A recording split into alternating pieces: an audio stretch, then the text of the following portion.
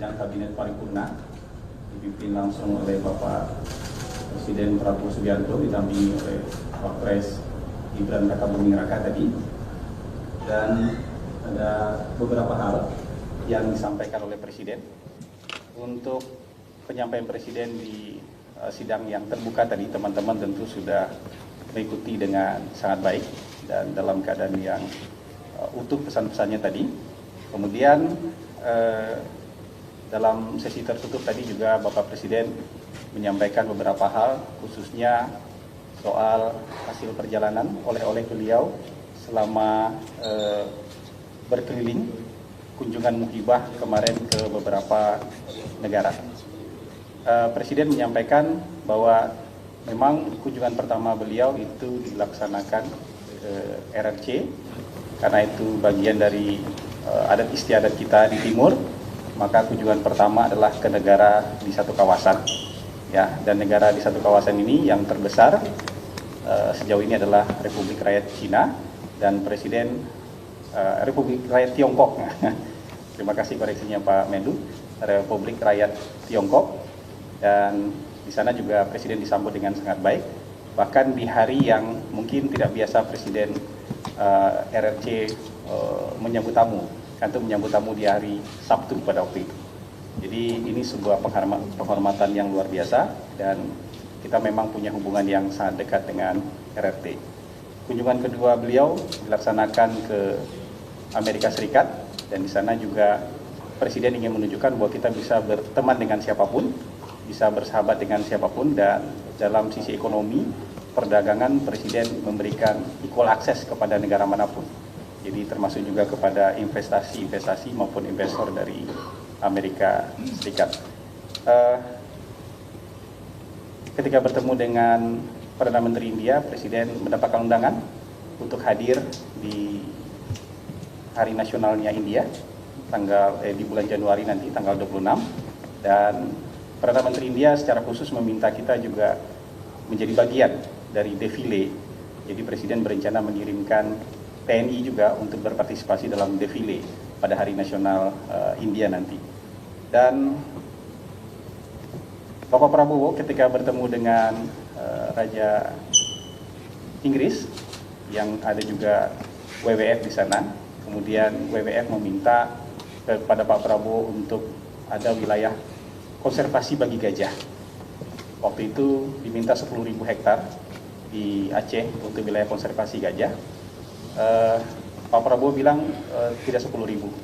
Pak Prabowo kemudian menyumbangkan lahan beliau sebesar 20.000 hektar untuk konservasi gajah yang akan nanti dikelola oleh WWF. Dan Pak Prabowo juga menyampaikan bahwa kita sebagai negara yang memperjuangkan national interest kita tidak akan bergabung dengan blok pertahanan manapun, tapi kita akan join dengan berbagai blok ekonomi yang menguntungkan kepentingan bangsa kita. Jadi selain mendaftar bergabung ke BRICS, kita juga sedang mendaftar dan bergabung dengan OECD. Kita juga berpartisipasi dalam CPTPP. Jadi itu yang disampaikan oleh Presiden. Jadi kita akan bergabung dengan klub manapun yang kemudian nanti bisa memberikan keuntungan ekonomi bagi bangsa kita. Dan terakhir tadi Presiden menekankan bahwa fokus kita yang harus kita kejar memang keempat hal, yaitu memberikan makan bergizi gratis, menyukseskan ketahanan pangan, menyukseskan ketahanan energi, dan kemudian menyukseskan hilirisasi, karena ini akan menjadi fondasi bagi Indonesia maju di masa yang akan datang.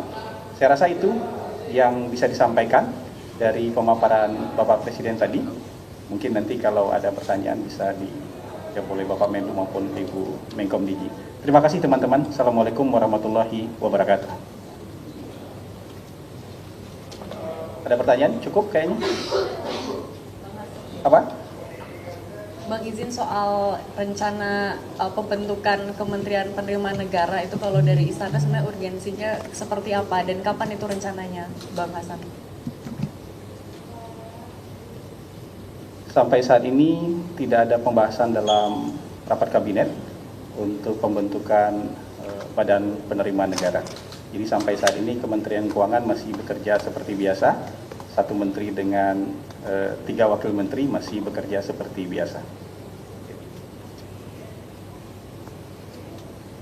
Satu pertanyaan lagi mungkin. Pak Hasan, mungkin terkait kebijakan menaikkan gaji guru ini masih disebut multitafsir ini Pak, boleh dan dibilang belum sepenuhnya berpihak pada guru honorer. Mungkin Bu bisa dijelaskan nggak sih Pak terkait pemberian guru honorer itu seperti apa, lebih detail lagi Pak. Terima kasih.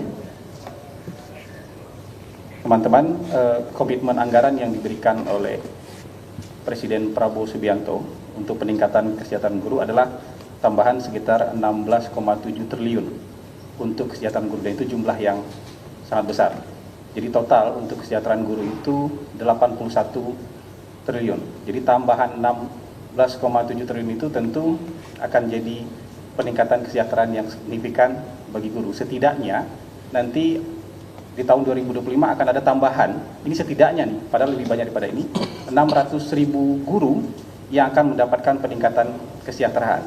Guru-guru yang ASN, di antara 600.000 ini, guru-guru yang ASN akan mendapatkan penambahan tunjangan sebesar 1 kali gaji, dan guru-guru non-ASN akan ditingkatkan tunjangannya menjadi 2 juta rupiah. Ini akan melengkapi 1,3 juta guru yang sebelumnya sudah mendapatkan peningkatan kesejahteraan, tunjangan kesejahteraan. Jadi total nanti di tahun 2025 jumlah guru yang mendapatkan peningkatan kesejahteraan itu berjumlah 1,9 juta orang. Jadi nanti di tahun-tahun yang akan datang jumlahnya akan ditingkatkan karena sekarang guru kita ada sekitar 2,9 juta orang. Jadi saya rasa itu cukup jelas ya. Cukup ya teman-teman, terima kasih. Selamat sore, Assalamualaikum warahmatullahi wabarakatuh. Izin Mas, satu lagi soal pertemuan Pak Prabowo ke RRT kemarin Pak. Pak Menlu boleh mungkin sedikit. Ini update-nya saja Pak, ini terkait dengan penegasan kembali kedaulatan Indonesia dalam South China Sea ini seperti apa kalau dilihat update-nya. Karena kemarin setelah pertemuan Pak Prabowo dengan Xi Jinping di RRT, ini dari pengamat banyak yang menilai bahwa kedaulatan Indonesia terhadap LCS ini cukup melunak dinilainya Pak. Bagaimana sebenarnya terkait dengan overlapping claims itu sebenarnya mencakupi apa saja? Dan kalau diingat juga yang kedua, Pak Menlu sempat ke BRICS awal-awal setelah dilantik Presiden, update-nya apakah ada perbincangan ke arah sana juga? Seperti itu Pak, terima kasih. Rio dari CNN TV Pak. Baik, terima kasih. Yang pertama, kita tidak punya pergeseran standing apapun terkait kedaulatan di wilayah Laut Cina Selatan. Yang kedua yang ingin kita lakukan adalah melakukan kerjasama dan kolaborasi dengan RRT di daerah-daerah yang masing-masing mempunyai klaim untuk kepentingan ekonomi dan keuntungan masing-masing kita. Jadi sekali lagi seperti apa yang tercantum di teks yang di joint statement itu, bahwa kerjasama ini akan dilakukan dan akan dibentuk suatu komite bersama untuk membahas detailnya, termasuk lokasi geografisnya, tepatnya di mana, dan masing-masing pihak juga tetap berpegang pada hukum yang relevan yang berlaku di masing-masing negara. Jadi tidak ada pergeseran standing mengenai masalah kedaulatan. Kemudian yang kedua mengenai BRICS.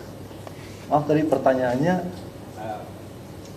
Apakah ya kita tahu Pak Menlu sempat hadir di konferensi di BRICS pada saat itu. Nah setelah pertemuan dengan Pak Presiden dengan Xi Jinping kemarin, apakah juga ada pembicaraan untuk update terkait dengan positioning Indonesia? Oh, maksudnya update positioning Indonesia di Ya, BRICS. ya. Baik, yang pasti dari pertemuan itu berbahas soal BRICS. Presiden Xi Jinping juga menyampaikan bahwa pihak Tiongkok juga akan mendukung masuknya Indonesia sebagai anggota BRICS, dan sekarang prosesnya masih bergulir. Bola saya kira ada di pihak BRICS untuk menentukan apakah niat bergabung yang disampaikan oleh Indonesia itu diterima atau tidak, karena ada beberapa tahap yang harus dilewati oleh Indonesia sebelum menjadi full member of BRICS.